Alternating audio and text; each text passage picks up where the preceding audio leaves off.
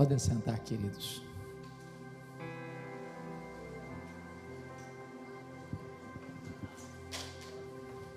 Eu quero partilhar com vocês, com muita alegria, a palavra de Deus. E peço que você abra sua Bíblia comigo, no primeiro livro dos Reis, no capítulo 17. Primeiro livro dos Reis, no capítulo 17. Nós vamos ler até o versículo 10. E lido o texto, mantenha a sua Bíblia aberta, para juntos olharmos esta passagem, por favor.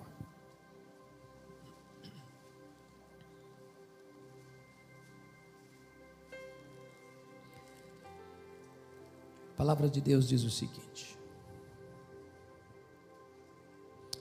Então Elias, o tesbita, dos moradores de Gileade, disse a Acabe: Tão certo como vive o Senhor, Deus de Israel, perante cuja face estou, nem orvalho nem chuva haverá nestes anos, segundo a minha palavra.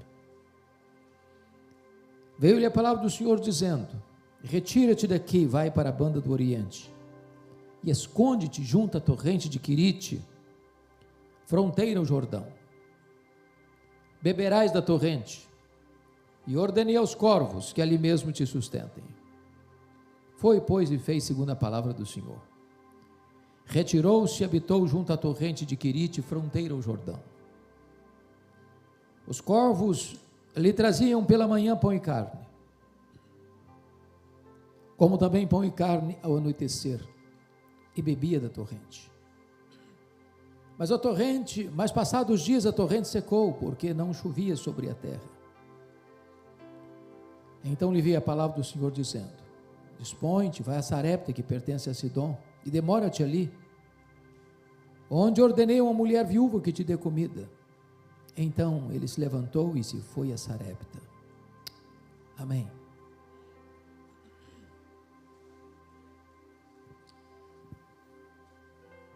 Afirmar que nós estamos vivendo uma crise aguda, agônica, endêmica e sistêmica, já nem impacta mais o nosso coração.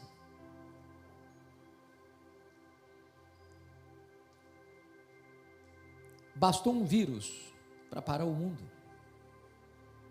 e mudar a agenda das nações. Você e eu tínhamos planos para 2020. Viagens,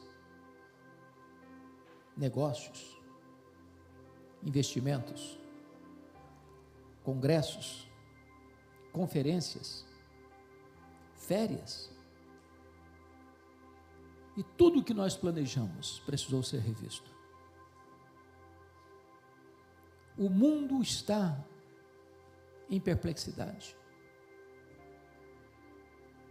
Saúde pública comprometida. Recessão econômica, mundo afora. Há poucas horas, uma explosão no Líbano. Centenas de pessoas mortas, não se sabe quantas. Dezenas de milhares feridas, não se sabe quantas. A crise está aí, mostrando a sua carranca. Entretanto, pensar que há mais de 2.500 anos, Elias estava enfrentando uma crise pior do que a nossa, nos faz refletir. E eu queria situar no tempo e no espaço Elias, para que nós olhássemos para esta passagem, para tirar dela algumas lições.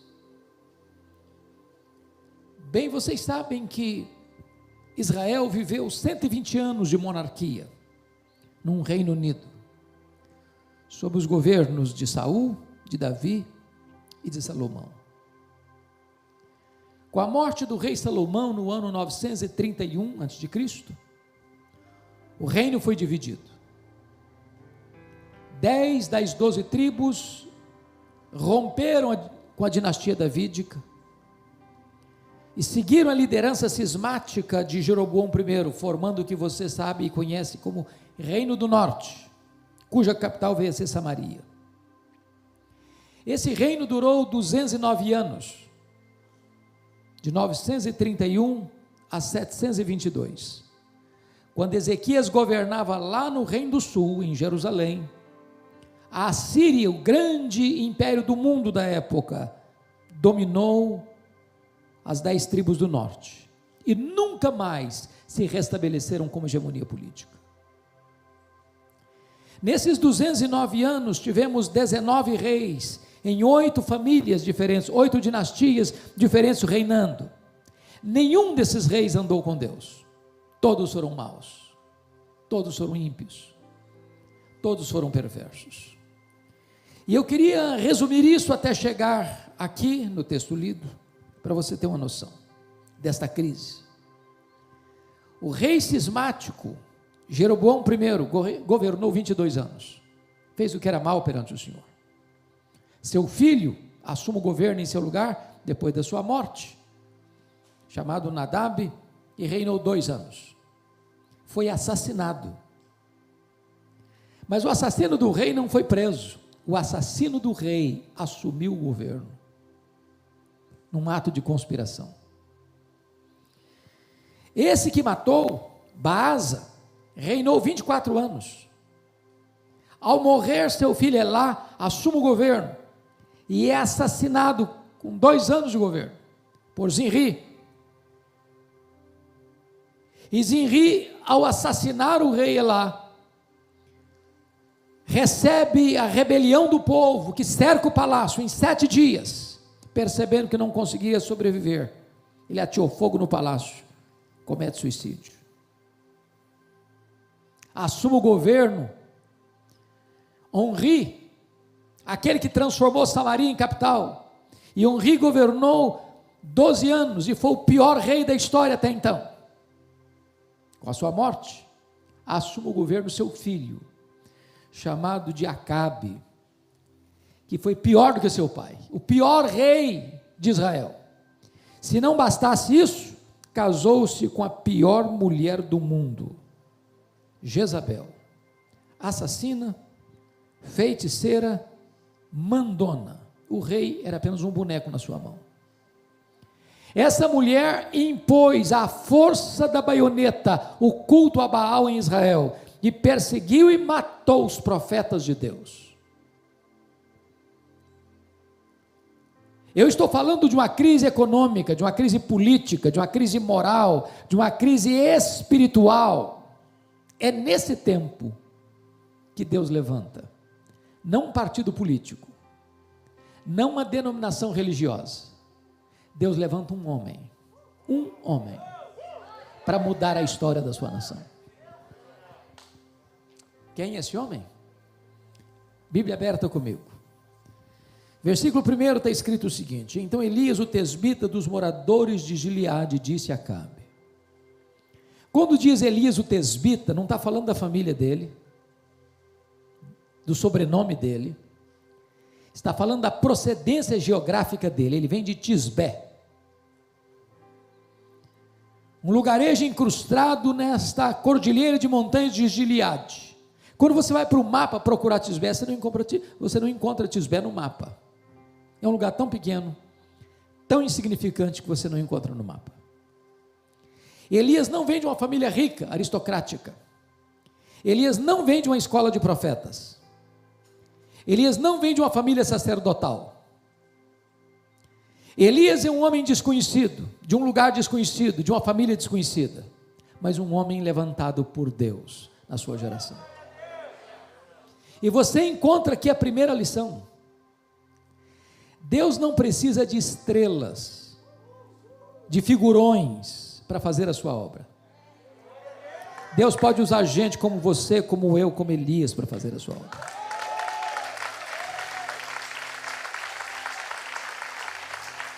Talvez um dos grandes problemas da igreja evangélica brasileira é que tem estrelas demais, figurões demais, gente que se julga importante demais. E eu já aprendi uma lição: quando o sol está brilhando, não tem espaço para as estrelas brilharem. Quando Jesus, o sol da justiça, está brilhando, não tem espaço para homens brilharem, porque Deus não divide a sua glória com ninguém.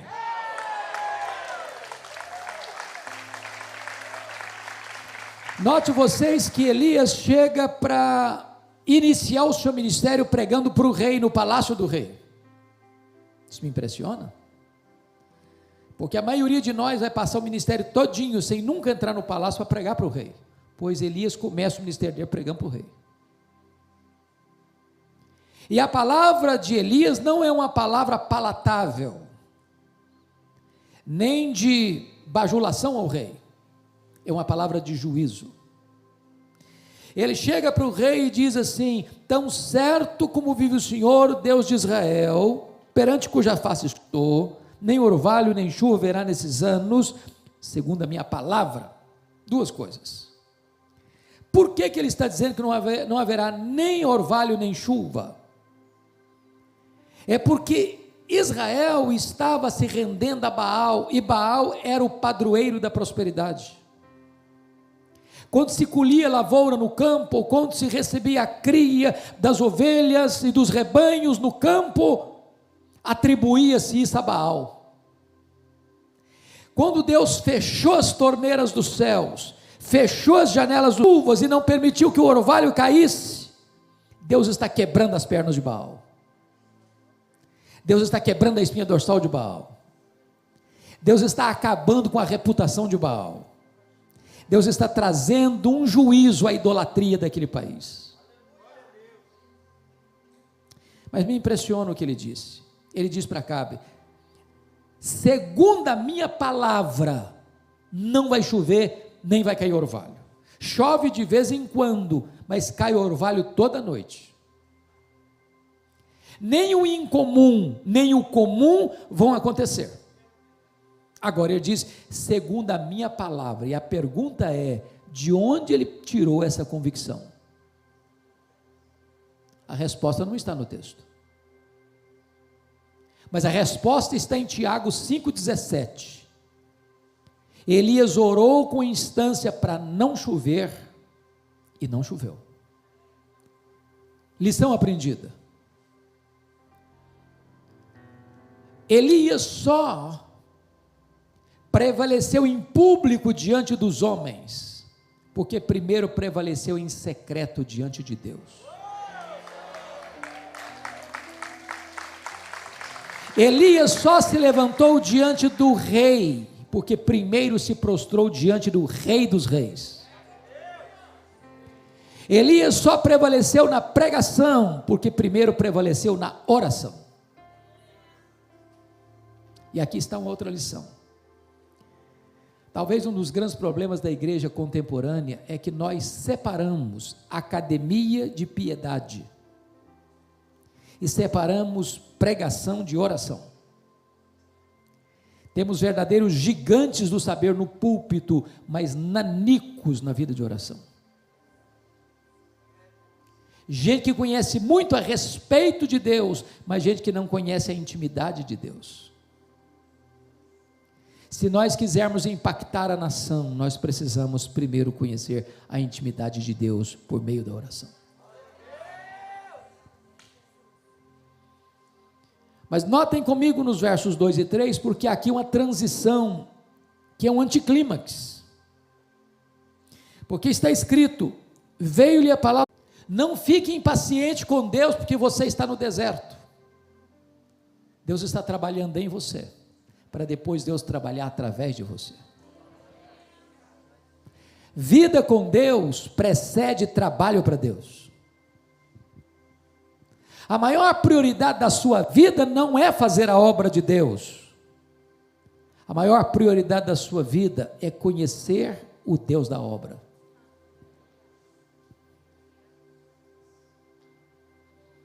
Mas a segunda matéria no currículo de Deus é que você precisa aprender a depender mais do provedor do que da provisão.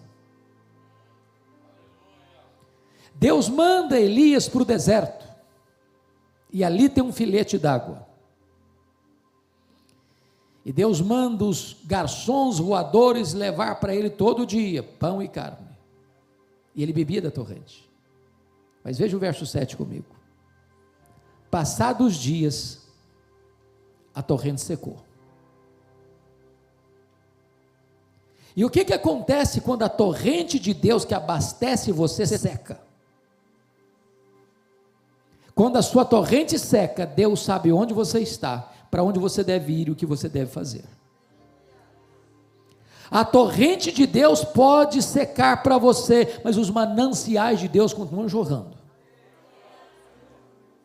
A sua despensa pode ficar vazia, mas os celeiros de Deus continuam cheios. Deus leva você a essa situação para você entender uma verdade essencial: você depende do provedor e não da provisão.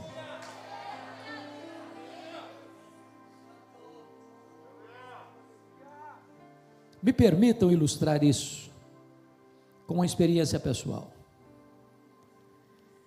No ano 2000, pastor em Vitória, no Espírito Santo, eu fui para os Estados Unidos com a minha família, esposa e 2 filhos, um casal de filhos que eram pequenos, para fazer um curso de doutorado na área de pregação. E eu fui na época com um recurso que a igreja havia destinado para o nosso sustento. Na época, acordamos um valor de $2.300 por mês. Só que eu tinha valores a debitar deste valor absoluto de 2.300. Primeiro, que todo pastor é dizimista. Se não é, devia ser. Pressupõe que seja. Se eu recebia 2.300, já deixava 230 na tesouraria da igreja. Recebia 2.70 livre. Nós temos uma senhora que mora conosco há mais de 30 anos. Ela não pôde ir com a gente. E eu achei que não seria honesto deixá-la desamparada no período. Continuei pagando o salário dela. O apartamento que eu estava, o nosso apartamento montado, não quisemos desfazê-lo, porque voltaríamos brevemente. E uma missionária foi morar lá com o compromisso de pagar o condomínio. Ela teve que mudar-se da cidade. Em 6 meses eu tive que pagar também o condomínio. O certo é que me sobrou desse valor em torno de 1.400 no máximo. Quando eu chego em Jackson, Mississippi, eu tomo alguns sustos. Primeiro, que eu fui com expectativa de bolsa, não achei bolsa de 1 centavo. Segundo, que não tinha transporte público, tive que comprar um carro velho. Terceiro, não tinha escola pública para os nossos filhos naquele período, tive que pagar uma escola para eles, pagar a escola de inglês, pagar o seminário, pagar aluguel. Nós tínhamos levado todas as nossas economias pessoais. Com 5 meses que nós estávamos lá, o carro que era velho quebrou. Levei para a oficina $1.350 para tirar o carro da oficina, eu não tinha esse dinheiro. Não tínhamos mais dinheiro para pagar aluguel, nem para fazer compra de comida para casa. E eu reuni minha família e disse: olha, nós temos 2 opções. Eu não quero achar mais pesado para a igreja. Então, ou nós voltamos frustrados, ou pedimos para Deus um milagre, porque nunca as nossas despesas tinham ficado inferiores a 3.000 por mês. Eu e minha esposa levantávamos 4 horas da manhã todo dia para limpar a escola onde eles estudavam, para ganhar um desconto na mensalidade de $200 por mês. Com 5 meses, quando acabou a minha economia, me deu inflamação no braço, eu não segurava nem o rodo nem a vassoura. Tive que dispensar mais aquele trabalho e tirar menos $200 do orçamento. Então, chamei minha esposa, falei com os nossos filhos, disse: vamos fazer o seguinte, nós sempre pregamos que Deus é o Deus Jeová Jireh. Nós sempre pregamos que Deus é o Deus da provisão. Então chegou a nossa hora. Nos ajoelhamos na sala e oramos a Deus, pedindo a Deus um milagre. Quando nós terminamos de orar, o telefone tocou. Corri para atender. Era um convite para pregar na Pensilvânia, a 2.000 quilômetros de onde eu morava. Eu fui para aquele congresso sem dinheiro de um lanche sequer no bolso. Quando eu estava no último dia da conferência, o pastor que dirigia a programação disse o seguinte: meus irmãos, o pastor Hernandes é estudante aqui na América, e todo estudante é duro. Não precisa nem ser profeta para falar um negócio desse. Se alguém quiser ajudá-lo, fique à vontade. Eu saí daquele congresso com $5.500 de oferta.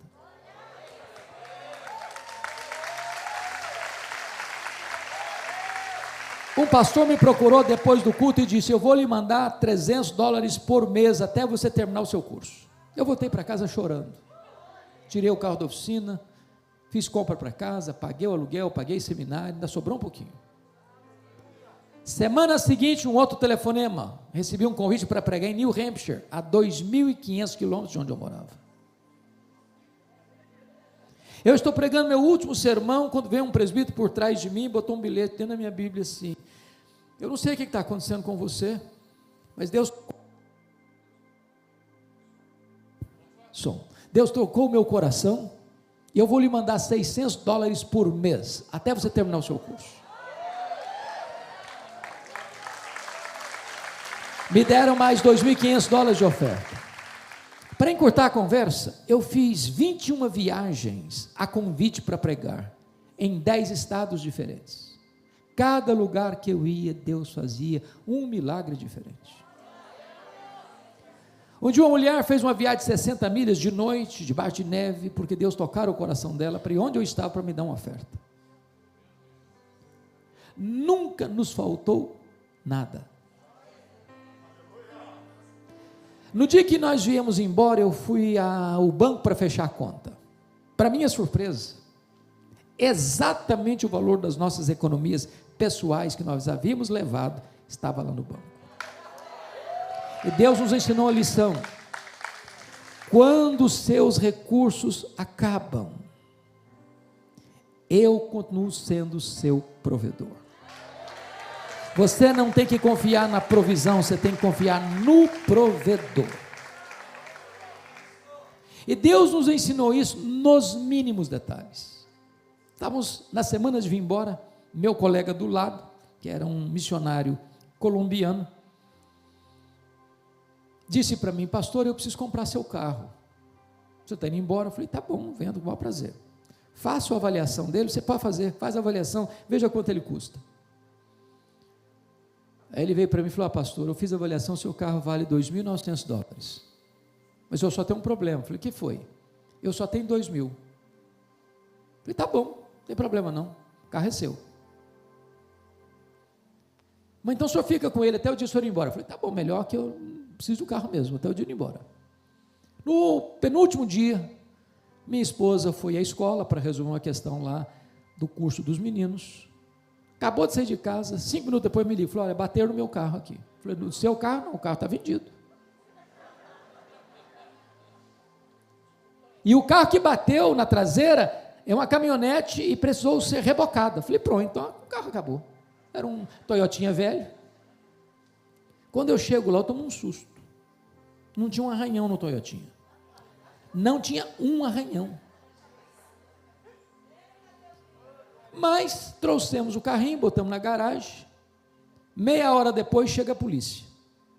Tocou a campanha, eu falei: esse carro que bateu. Eu falei: esse carro, senhor, o que aconteceu? Algum problema? Eu falei: não deu muita atenção para mim. No computadorzinho dele dentro do carro, tocando no computadorzinho, tal. Terminada a conversa, me entrega um cheque de $900. Eu falei: como assim? Não, o seguro ordena a gente a dar ao senhor $900.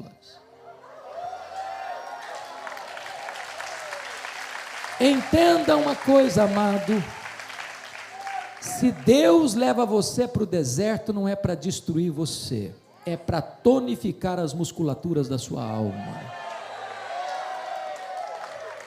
Porque você precisa entender que você depende de Deus, mais do que dos recursos de Deus. Agora veja comigo o versículo 8, porque tem outra transição.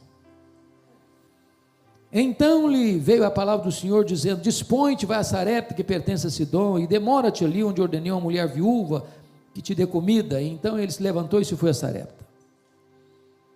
Sabe o que Deus está dizendo para Elias aqui? Elias, você acabou o estágio do deserto, aperte os cintos, porque eu vou matricular você no estágio mais avançado. Agora eu vou jogar você na fornalha. Sarepta significa fornalha, cadinho, fogo. Parece que Deus tem senso de humor, porque o que Deus está falando para Elias não faz sentido. Nesse período que ele ficou escondido em Sarepta, capítulo 18, versículo 10, deste mesmo livro, diz que Acabe o procurava, vivo ou morto, em Israel e nas nações vizinhas.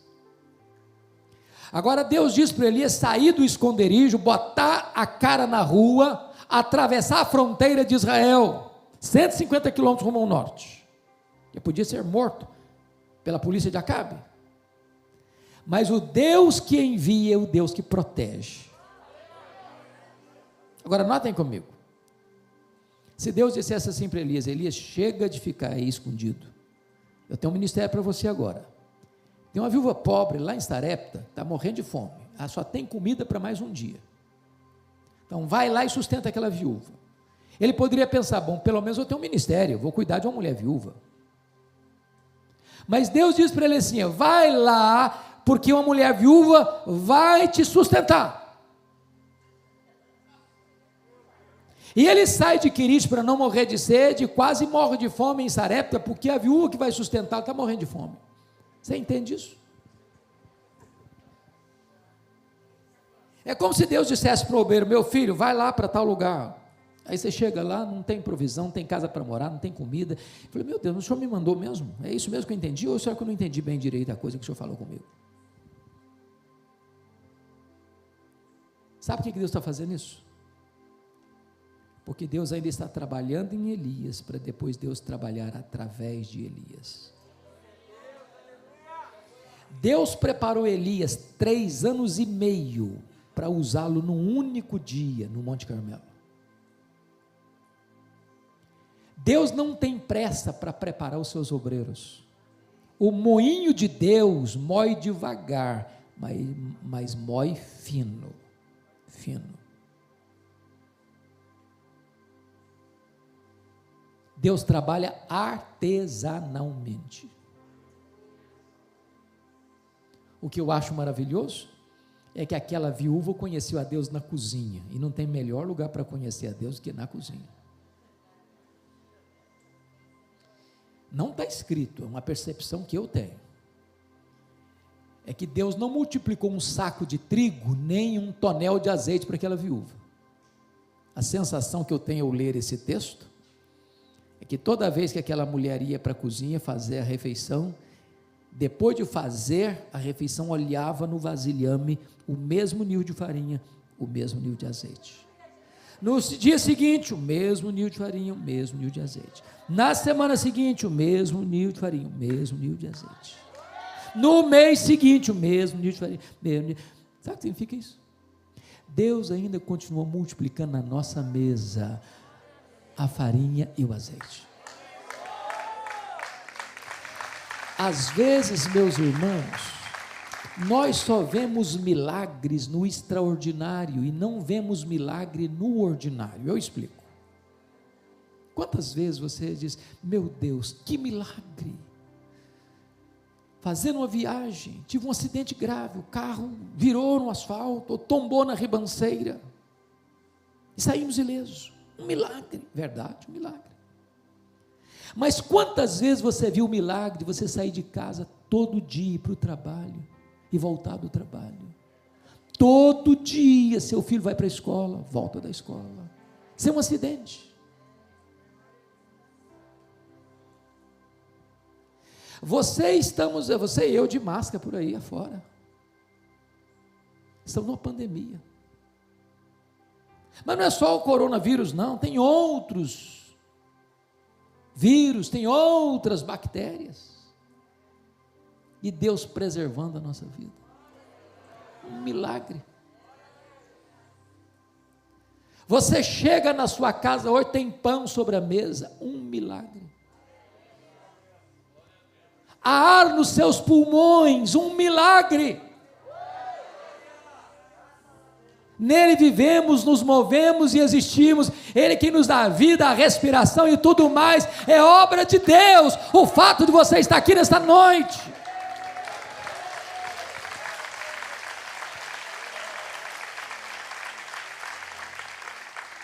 Agora preste bem atenção. Na mesma casa que acontece um milagre, também pode acontecer uma tragédia. Nós temos que entender isso, irmãos, para não entrar em pânico, em crise na fé. Porque a ideia triunfalista, se eu sou crente, nada me pega. Vou dizer para você, a fé não nos imuniza. Tem gente mais crente do que nós, que já foi ceifado pela Covid-19. Crente fica doente, crente perde emprego, crente bate carro, crente sofre bala perdida na rua, crente enterra os seus entes queridos. O filho único da viúva adoeceu e morreu. Sabe o que me impressiona, pastor, nesta passagem? É que a mulher botou a culpa em Elias na morte do filho, pela morte do filho.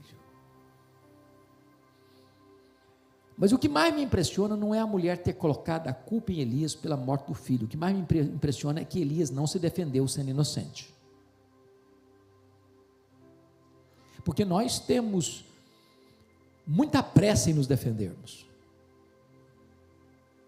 Mas Elias não quis esmagar a cana quebrada, nem apagar a torcida que fumega. Ele não queria tripudiar sobre aquela mulher que já estava sofrida demais. E ele calou a sua voz para se defender. Mas pegou o menino morto, levou para o quarto, fechou a porta. E lá ele abriu o bico. Lá ele falou muito. Lá ele falou com Deus, nos ensinando uma grande verdade. Se nós orássemos mais, nós nos defenderíamos menos. Se nós orássemos mais, nós brigaríamos menos. Se nós orássemos mais, nós veríamos mais os milagres de Deus acontecendo. É digno de nota que até então não há nenhum registro na história de ressurreição. Eu fico pensando se hoje você e eu fôssemos fazer para Deus um pedido inédito, que nunca aconteceu na história, talvez nos internariam numa clínica psiquiátrica, talvez nos chamariam de loucos, ou no mínimo de hereges. Mas Elias tem coragem de pedir para Deus o inédito, o novo, o extraordinário, a ressurreição do menino, e Deus fez o extraordinário e ressuscitou o menino. Agora só pensem comigo uma coisa: se Elias fosse um dessas estrelas de hoje, com um milagre inédito nas mãos, porque tem gente hoje fazendo propaganda de milagre que nunca aconteceu, o que ele faria se ele fosse uma das estrelas de hoje? Primeira coisa que eu acho que ele faria era chamar uma coletiva da imprensa para dizer quão grande homem ele era. Talvez ele colocaria um outdoor com a fotografia dele nas ruas de Sarepta. Ou quem sabe ele faria um discurso de autoelogio, um panegírico. Ou talvez ele bateria palmas para ele mesmo. Quem sabe até ele faria um solo do hino Quão Grande És Tu diante do espelho. Fez nada disso. Só disse para a mãe do menino: o teu filho vive. Sabe o que Elias está nos ensinando aí? Se Deus, por sua graça, está usando a sua vida, bote a boca no pó porque tudo vem dele, tudo é por meio dele, e tudo é para ele. Ele não divide a sua glória com ninguém.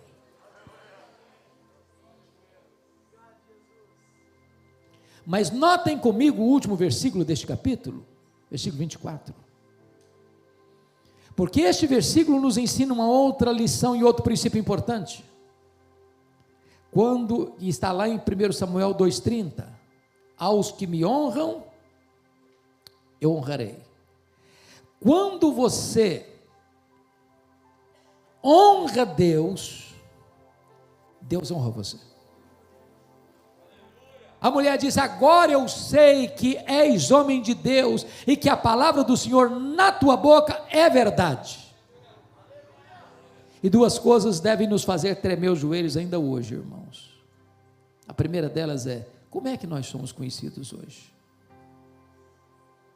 Homens influentes? Homens ricos? Homens poderosos? Homens cultos? Homens isso? Homens aquilo? Ou homens de Deus? Lá vai um homem de Deus. Entra um homem de Deus. Aquele é um homem de Deus. Mas o que ela disse depois é mais chocante ainda. Agora eu sei que a palavra do Senhor na tua boca é verdade. Então isso pode significar que a palavra de Deus pode não ser verdade na minha boca. Porque uma coisa é proferir a palavra de Deus, outra coisa bem diferente é ser boca de Deus. Jeremias 15:19 disse: tu te voltares para mim, se tu te arrependeres, eu te farei voltar para mim. Se apartares o precioso do vil, serás a minha boca. Eu não sei se vocês já perceberam isso. Chega uma pessoa e prega uma verdade, não acontece nada. Chega outro e prega a mesma verdade e os corações se derretem. Por quê? É porque um é boca de Deus, o outro não é. Agora eu sei que a palavra do Senhor na tua boca é verdade.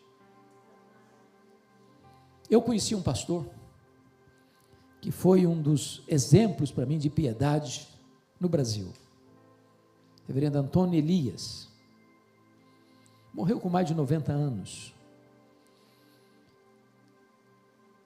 Eu nunca vi aquele homem pregar, pastor, sem lágrimas nos olhos. E eu nunca vi aquele homem pregar sem o auditório chorando. E os sermões dele eram muito simples. Um dia ele estava pregando num congresso de pastores.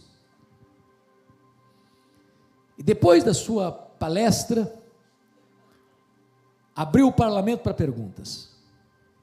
E alguém faz uma pergunta teológica para ele. Pastor Antônio Elias, ajuda-nos a entender esta questão de unção. O que é isso, unção?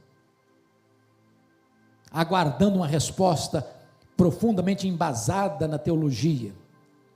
Ele disse: é muito simples. Unção significa que uns são, outros não são. É só isso.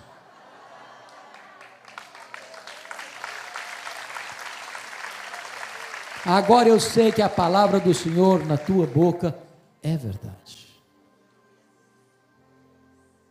Eu não sei se você já percebeu, mas nós vivemos na geração mais privilegiada da história.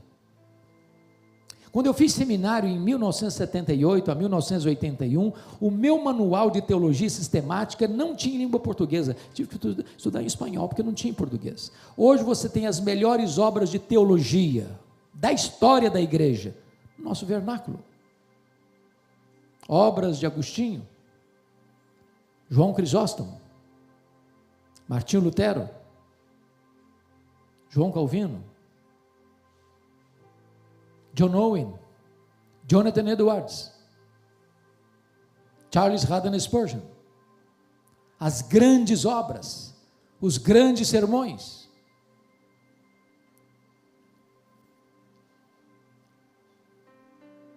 Há um sermão que Jonathan Edwards pregou, século XVIII, proverbialmente conhecido: pecadores nas mãos de um Deus irado. Quando ele pregou esse sermão, depois de orar e jejuar por alguns dias, diante de um grande auditório, ele segurava o esboço numa mão, a lamparina na outra mão, e lia o sermão. O auditório foi tão tomado de convicção de pecado, que as pessoas gemiam, choravam, se agarravam nas pilastras do templo. Quando ele terminou de pregar, o auditório estava prostrado ao chão, e mais de 500 pessoas convertidas. Há poucos dias, melhor dizendo, há poucos anos, um seminarista pegou esse sermão e decorou o sermão, literalmente decorou, palavra por palavra, sentença por sentença, e chegou na igreja e pregou o sermão com toda veemência, e o auditório caiu também, mas no sono, sabe por quê? Quem pregou o sermão era outra pessoa. Como dizia E.M. Bounds, nós estamos à procura de melhores métodos e Deus está à procura de melhores homens. Deus não unge métodos, Deus unge homens. Agora eu sei que a palavra do Senhor na tua boca é verdade.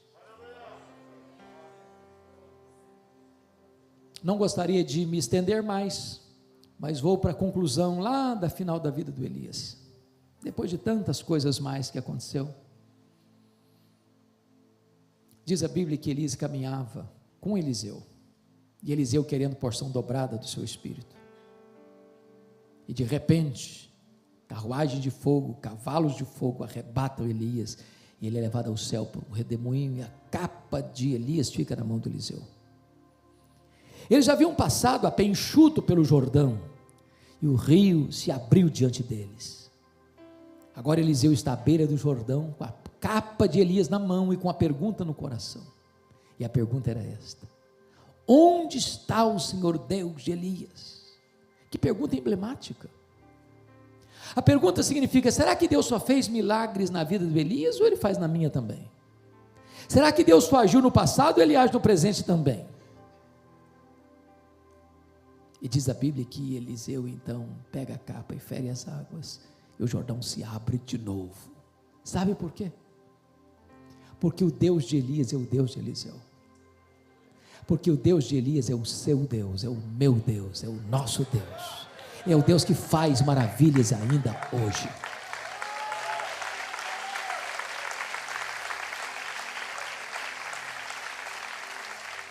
Mas talvez nesta noite a pergunta seria outra.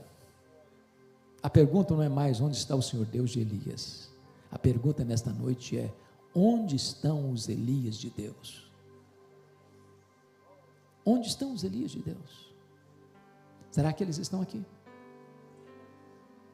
Estamos em crise, o país em crise, os governantes em crise, os legisladores em crise, as cortes em crise, a economia em crise, a saúde em crise, as nações em crise. Que Deus levante novos Elias. Que você seja um desses Elias. Vamos orar, vamos ficar em pé. Bendito é o teu nome, Senhor, porque tu és o Deus cheio de graça e misericórdia,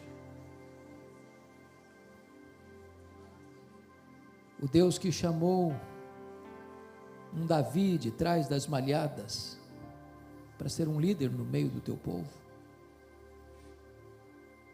o Deus que chamou um homem desconhecido como Elias para impactar a sua nação.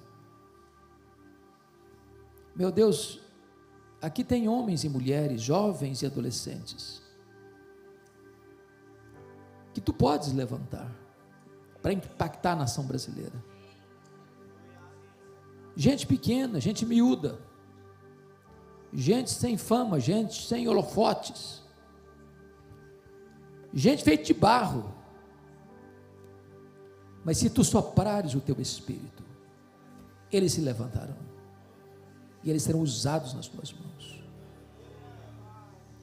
Levanta novos Elias, Deus, na nossa geração, e glorifica o teu próprio nome, e impacta esta nação com o teu poder. Nós te pedimos isso em nome de Jesus. Aleluia. Amém.